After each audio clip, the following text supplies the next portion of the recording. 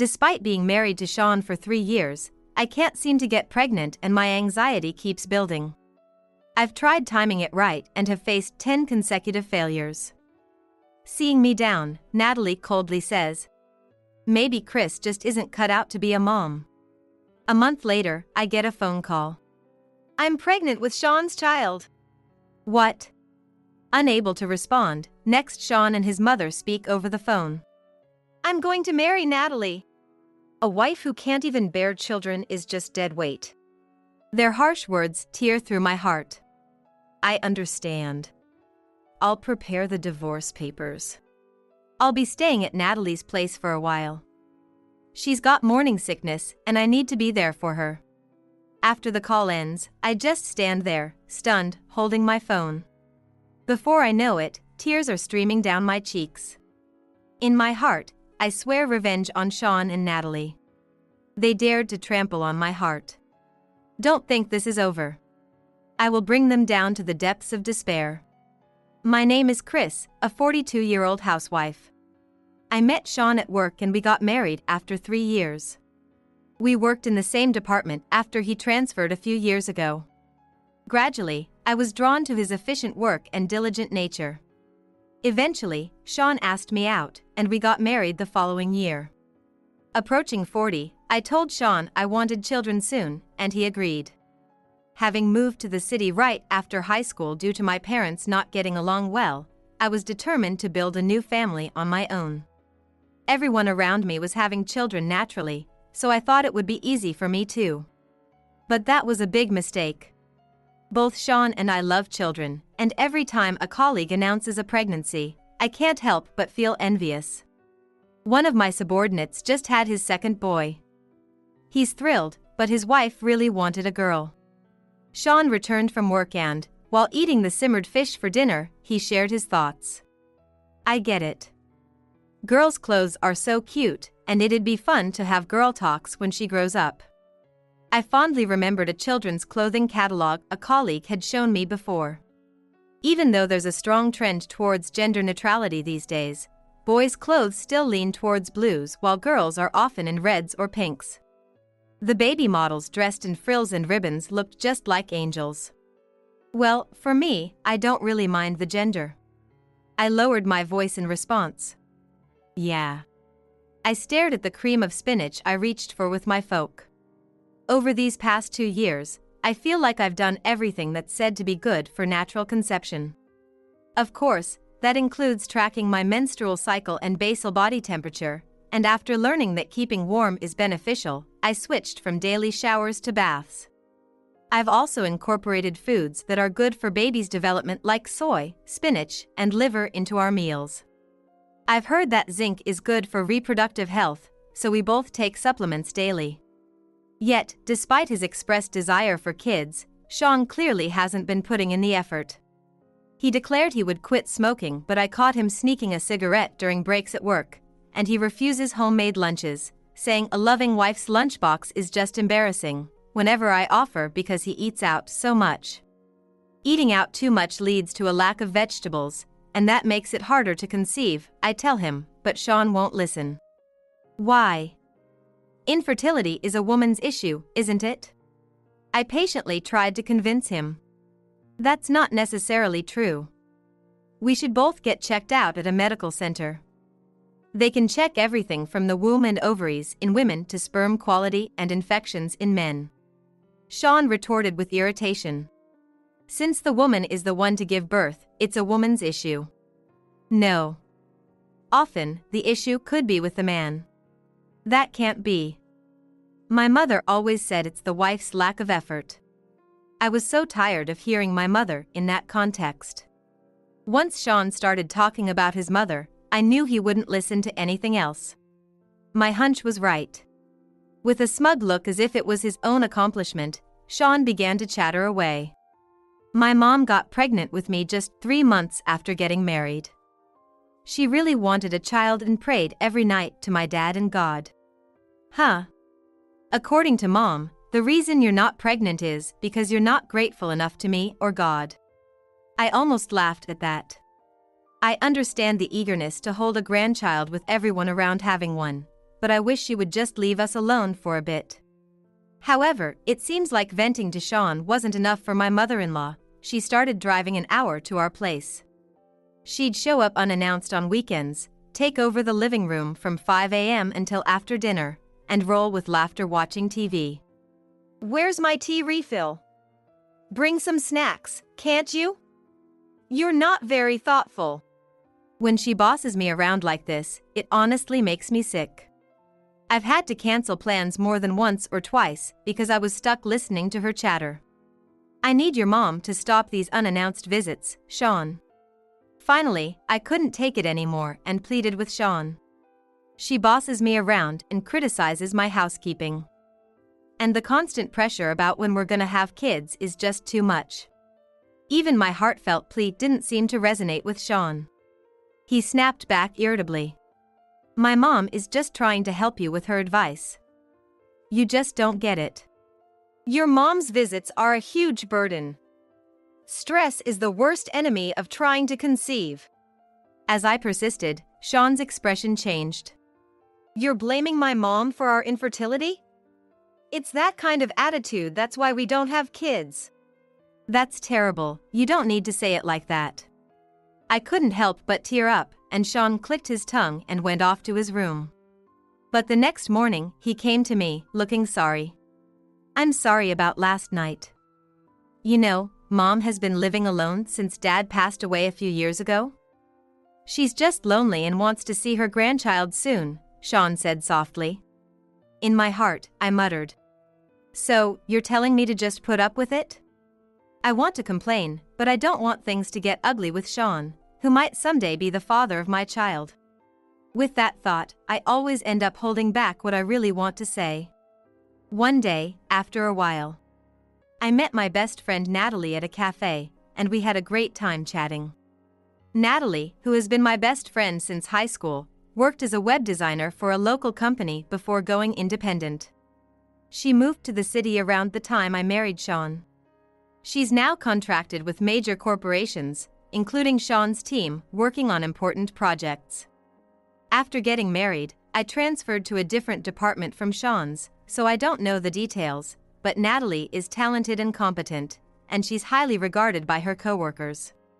Speaking of which, is your mother-in-law still the same? After the machine gun talk, she asked, and I vented over tea. She's living alone on her pension, so she probably has time to spare, but she drops by on weekends without notice. At least twice a month. Wow, that's a lot. Right? After 2 years, it's just too much. Why don't you just divorce him? Sean always sides with his mom, doesn't he? Natalie said casually, and I just chuckled. I don't like my mother-in-law, but I like Sean. And then I continued. Sean wants a baby too. He says he wants a little girl who looks like Chris, with fair skin and big eyes. Natalie narrowed her eyes slightly. For now, I'm planning to try timing it right and give it 10 consecutive tries. If that doesn't work, maybe I'll visit a specialist. That might be a good idea. You know what? What? I could help mediate. She suggested to my surprised face. You know I lived with my difficult grandmother. Maybe I can talk to your mother-in-law too. I appreciate it, but can I really ask you to do that? Don't be silly. We're close, aren't we, Chris? Natalie's bright smile gave me the push I needed. Then I guess I'll ask for your help. Unlike me, who's shy, she's always been sociable and can make friends with anyone. It might just work out. As we were about to say goodbye outside the cafe, Natalie remembered something. Oh, right. Starting next week, Sean will be working from my place. What? You know, because of the overtime regulations. He'll continue the work that can't be finished at the office at my house. I was definitely taken aback. But, Natalie, you live alone, right? I mean, I trust you, but...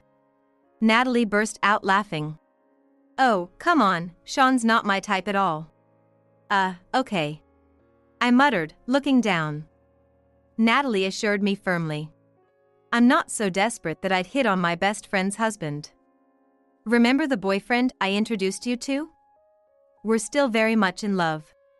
Right. I apologized, and Natalie smiled warmly. Relax, it's really just work.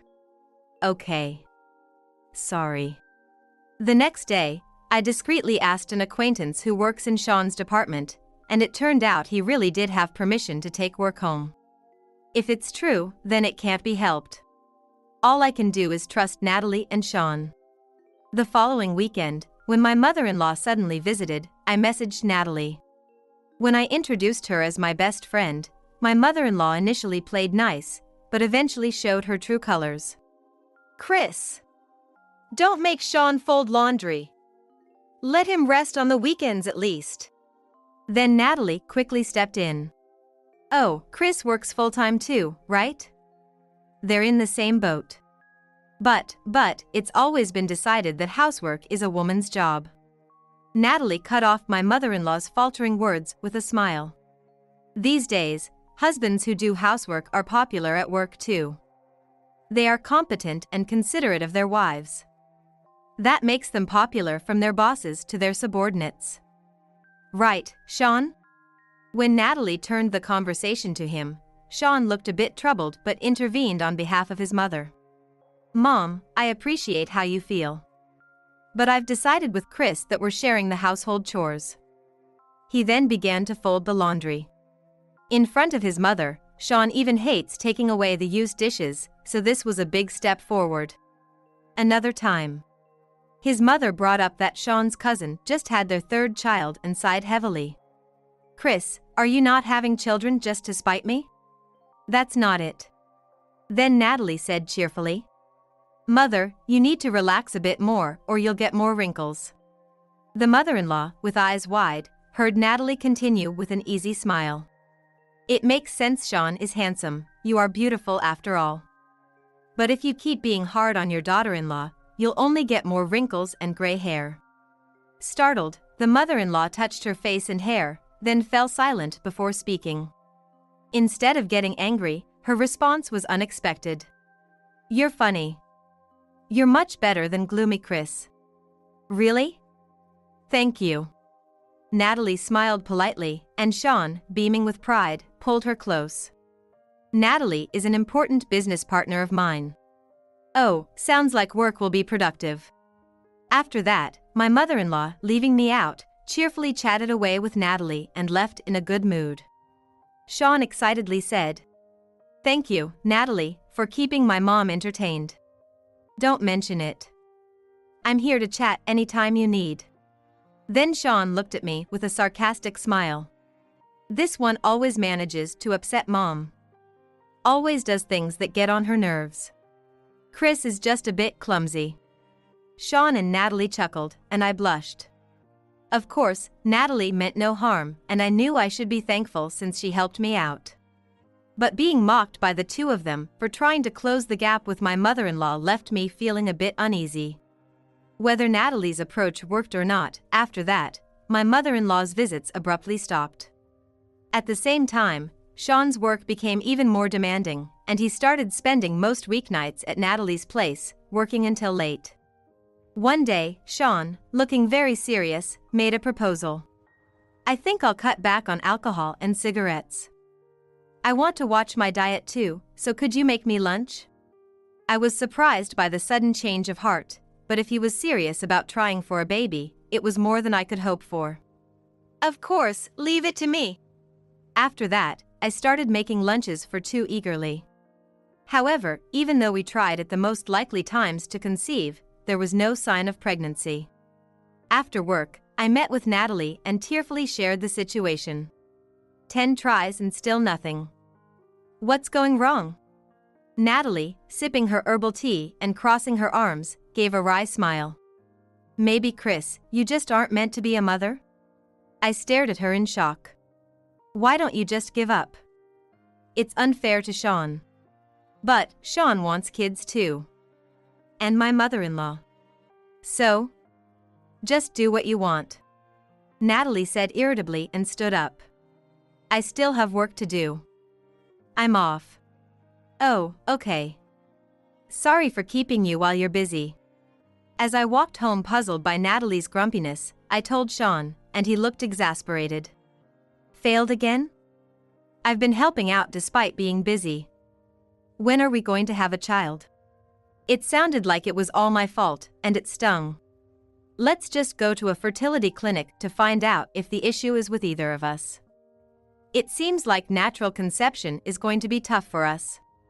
Sean's eyes widened at my words. No way, that sounds like a hassle. It's definitely your fault anyway. It's a waste of money and time. Afraid it might be you? Sean glared at me, but I met his gaze without backing down. Shut up. I just hate the whole idea.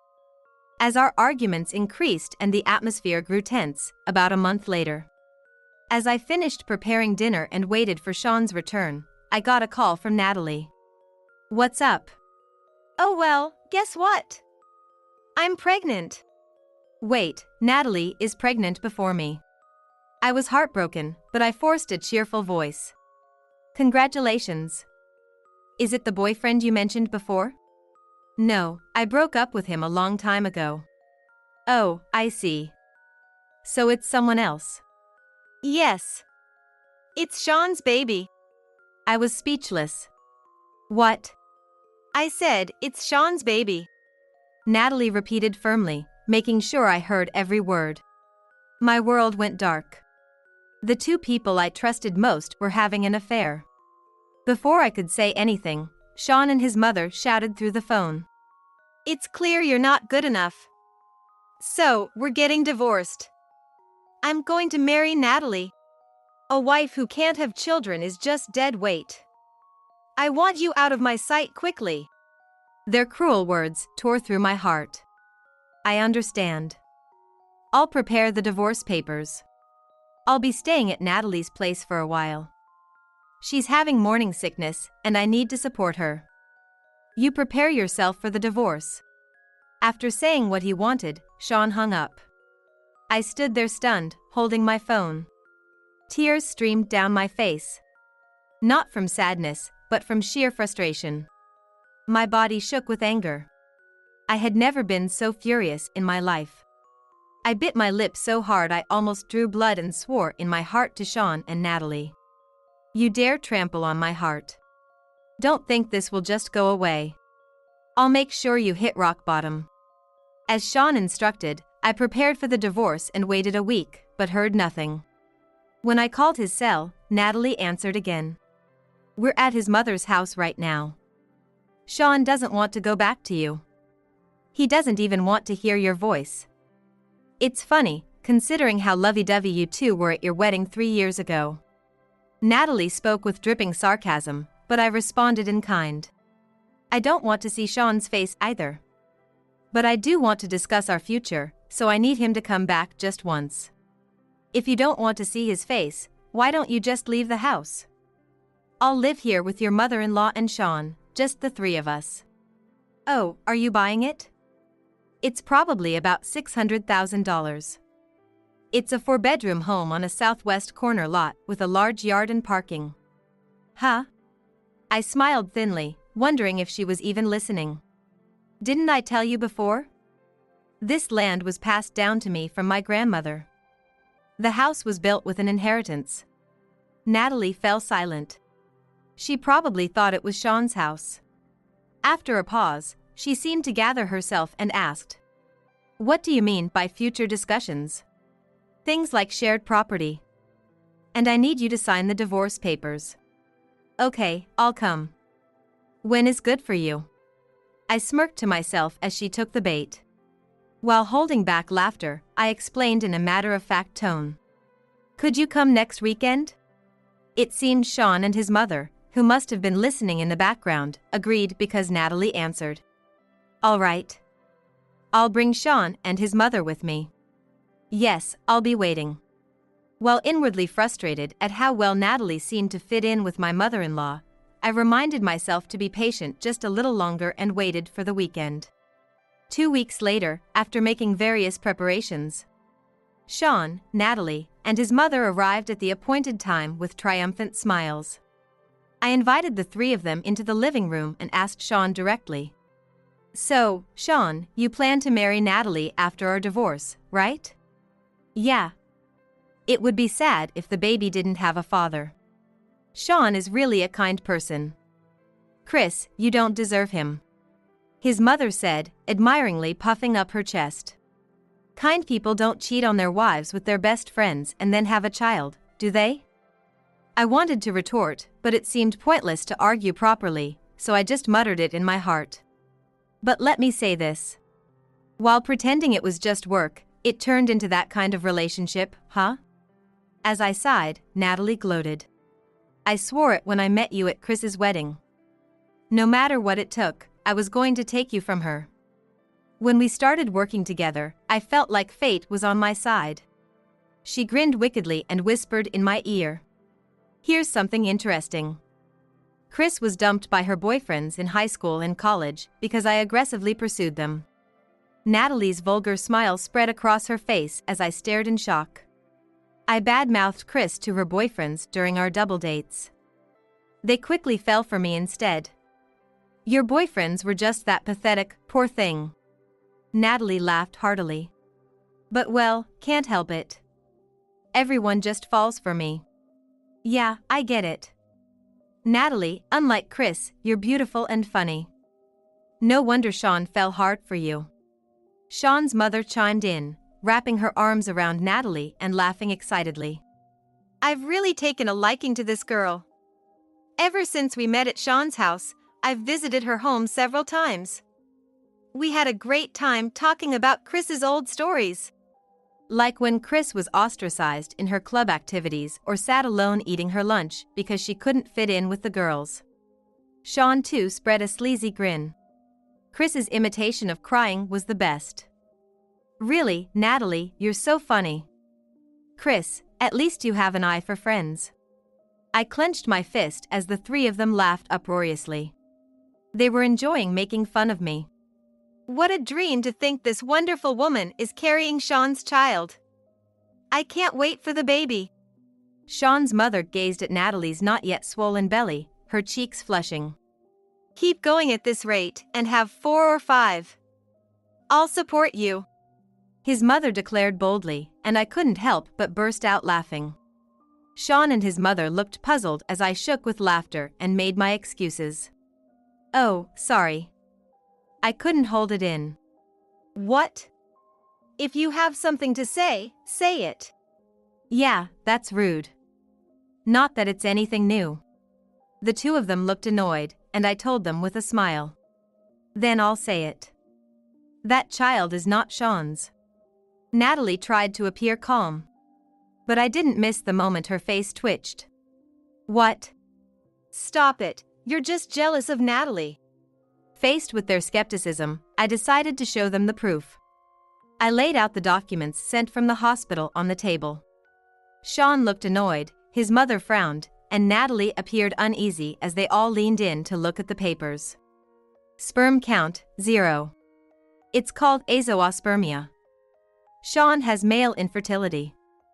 So even if Natalie had a relationship with him, it wouldn't result in a child. Confused and unable to grasp the situation, his mother and a shocked Sean listened as I broke it down for them. Remember, Sean grudgingly agreed to order a pregnancy test kit. 3 days ago, your results came addressed to you, but I accidentally opened it.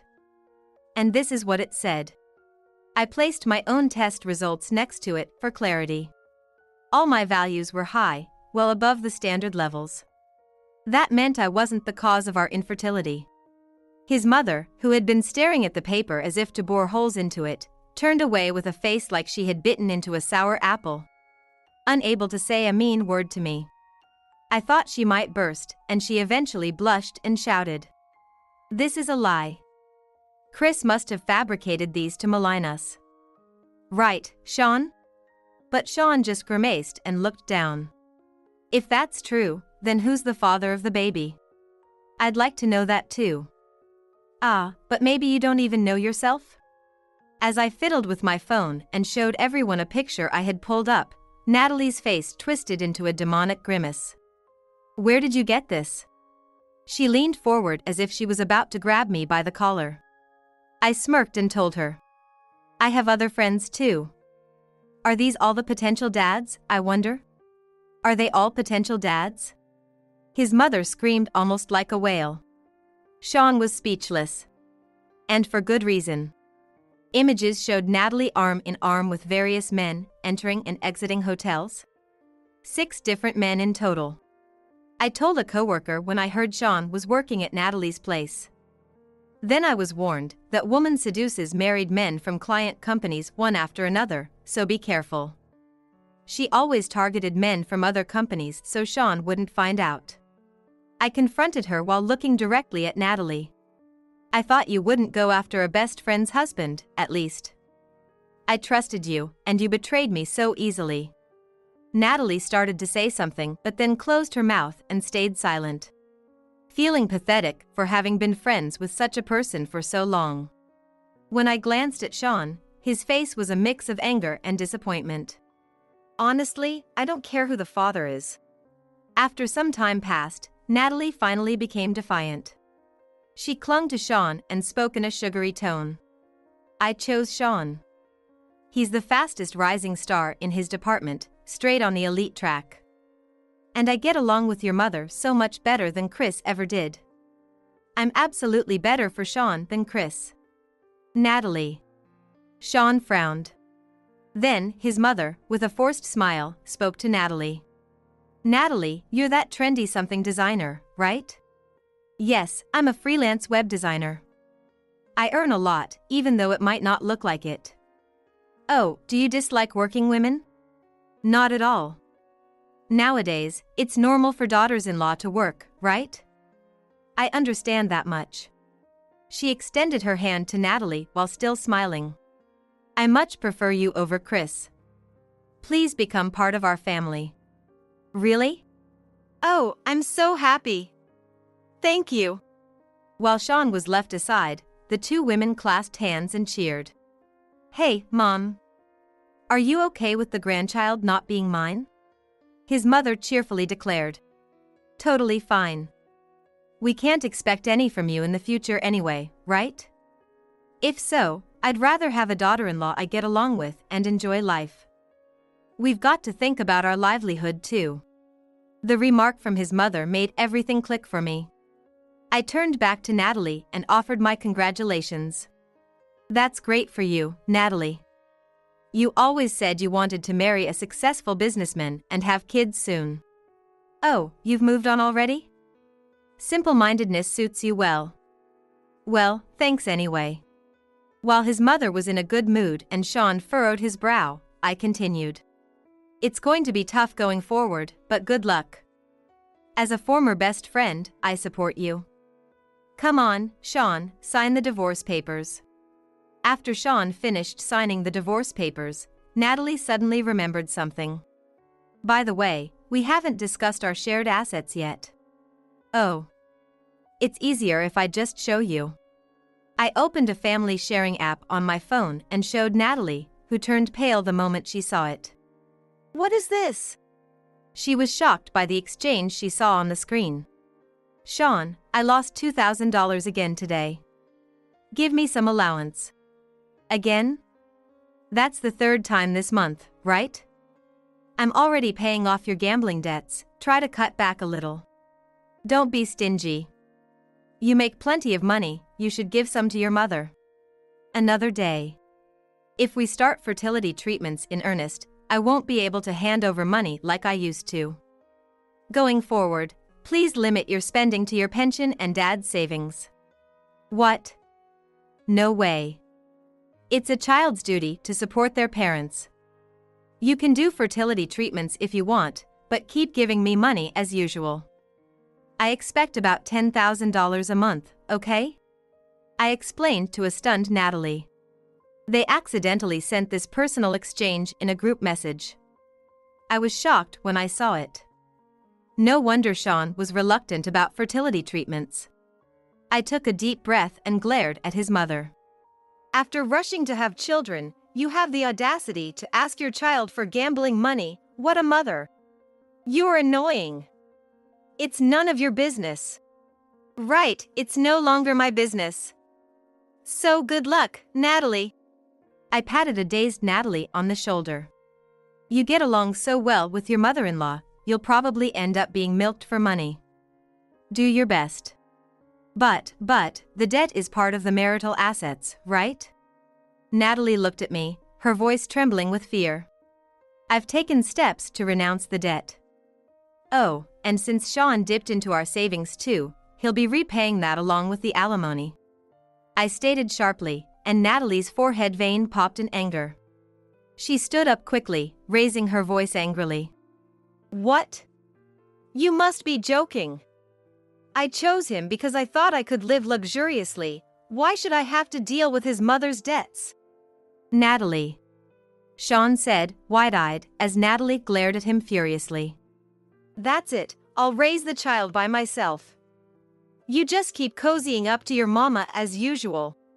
With that, Natalie stormed out, slamming the door behind her. His mother, who had been staring blankly at the doorway, puffed her cheeks. What the heck? Such a rude girl, she exclaimed. By her side, Sean fidgeted and then suddenly bowed deeply to me. I'm sorry, Chris. It was all my fault. She came on strong, and I got carried away. I've realized now that I truly only love you. His mother quickly added her own apology. Yes, that's right. We were deceived.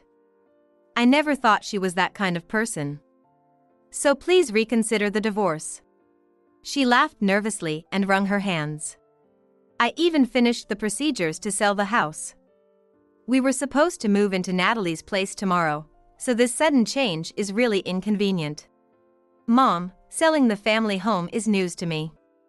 Wait, did you lose at the races again? Or was it another impulsive buy? Sean asked, turning pale. His mother blushed and lifted her new purse to show off. Look, it's the latest bag. Pretty, isn't it? Sean covered his face and groaned. Not again? Give me a break. She thought your house was too run down, wanted to move to something nicer. If Natalie's place is no good, maybe a high-rise or something. This place is pretty nice, too, she said arrogantly, scanning the room. Chris is kind, she won't abandon us. Let's forget what happened and stay together, his mother said brazenly. Rage boiled up from deep within me. Don't joke around. You're the ones who wanted a divorce. Sean, make sure you move your stuff by this weekend. Otherwise, I'm throwing it all out. I'm apologizing here. Can't you compromise a little? You're so cold. Let's handle the rest through our lawyers. I'm done here, you can go now. I hurried Sean and his displeased mother out of the house. Natalie and Sean's careers had seemed promising, but after the wives of the men Natalie had involved herself with complained to their superiors, the project was cancelled. Natalie was fired, ending her association with our company. After paying alimony to me and the other wives from her savings, Natalie tried to find a job as if nothing had happened. However, her bad reputation had spread throughout the industry, and she was unable to find employment anywhere. She couldn't pay her condo mortgage anymore and had to move to an old apartment. After giving birth, she placed her baby in daycare and struggled to make ends meet by working multiple part-time jobs. Sean, too, found it uncomfortable to stay at his job after his affair was exposed and quit. To pay for his mother's shopping habits, he reluctantly sold their family home and moved with her into a shabby apartment. After changing jobs to a smaller company, Sean depleted his savings compensating me for our joint savings and paying alimony, making his life even harder. His mother didn't help around the house and indulged in gambling instead. Constant fights between mother and son led their landlord to threaten eviction due to noise complaints. Freed from the obsession of having to have children quickly, I felt lighter. I returned to full-time work and threw myself more into my job than ever before. The following year, I was promoted to supervisor. Eventually, a younger colleague proposed, and after dating, we got married. Soon after, I became pregnant and was blessed with a lovely daughter. My in-laws were wonderful people, and now I have a warm and loving family. Through interactions with my adorable child, my in-laws, and my husband, I cherish my daily